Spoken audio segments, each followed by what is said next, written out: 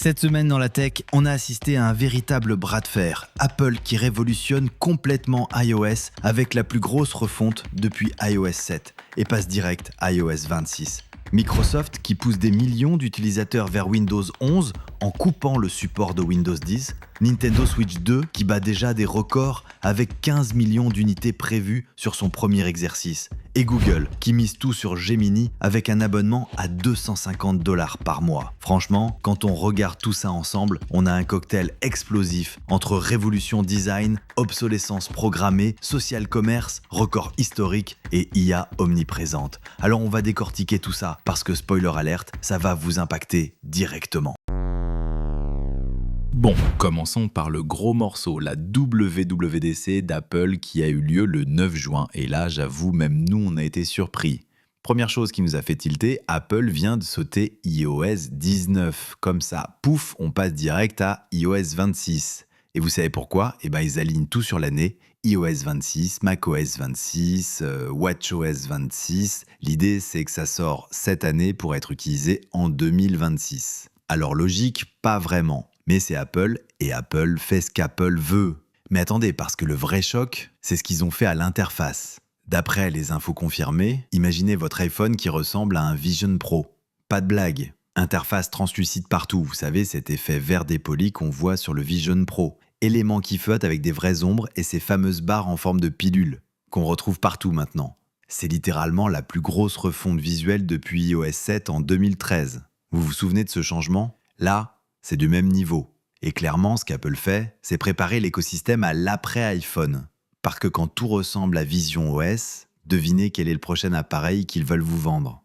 Côté Apple Intelligence, enfin du nouveau pour Siri avec de la contextualisation personnelle et Google Gemini qui débarque en alternative à ChatGPT, plus cette gestion IA de la batterie qui va analyser comment vous utilisez votre téléphone pour optimiser l'autonomie automatiquement. Mais la vraie question qu'on se pose, est-ce qu'Apple est en train de rattraper son retard sur l'IA ? Ou est-ce qu'ils sont juste en train de nous préparer à quelque chose de plus gros ?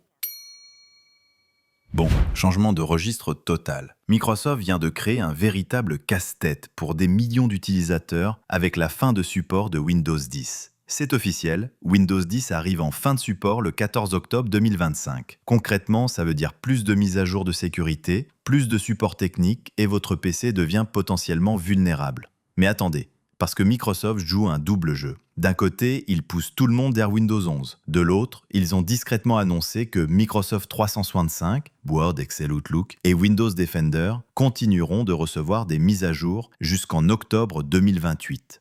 Et si vous voulez vraiment rester sur Windows 10, Microsoft propose des extensions de sécurité payantes. $61 la première année, $121 la deuxième et $244 la troisième. Autrement dit, ils vous font payer pour garder votre système à jour. Le problème, des millions de PC parfaitement fonctionnels ne peuvent pas passer à Windows 11 à cause des exigences matérielles strictes, TPM 2.0, Secure Boot, etc.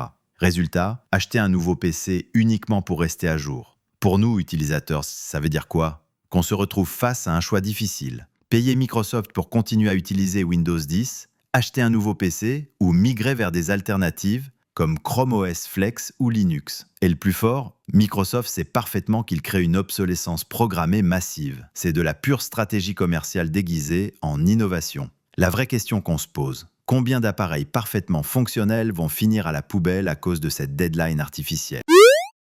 On change de registre avec une actualité Nintendo qui vient de marquer l'histoire du gaming. La Nintendo Switch 2, lancée le 5 juin 2025, connaît un démarrage phénoménal avec des files d'attente dans le monde entier et des réservations épuisées. Nintendo table sur 15 millions d'unités vendues au cours de son premier exercice fiscal. Pour mettre ça en perspective, la Switch 1 a atteint 152,12 millions d'unités vendues au total. Et elle vise maintenant le record absolu de la PS2. Les analystes de DFC Intelligence pensent même que la Switch 2 pourrait devenir la console la plus vendue de l'histoire.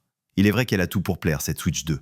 Écran de 7,9 pouces contre 6,2 pour l'original, support de la 4K en mode TV et une puissance graphique 10 fois supérieure. Et on a eu droit au spectacle qui va avec. Des gens qui campent devant les magasins, des files d'attente comparées au lancement iPhone des grandes années, c'est devenu un vrai phénomène social.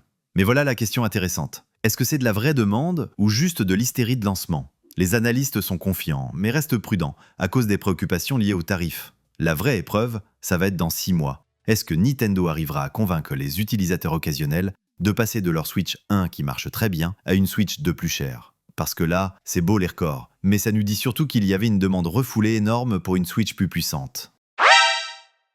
On termine avec Google qui frappe un grand coup lors de sa conférence I.O. 2025 et cette fois c'est Gemini qui prend littéralement le contrôle de tout l'écosystème Google. Le grand changement ? Google lance 2 nouveaux abonnements, Google AI Pro à 19,99$ par mois et Google AI Ultra à 249,99$ par mois.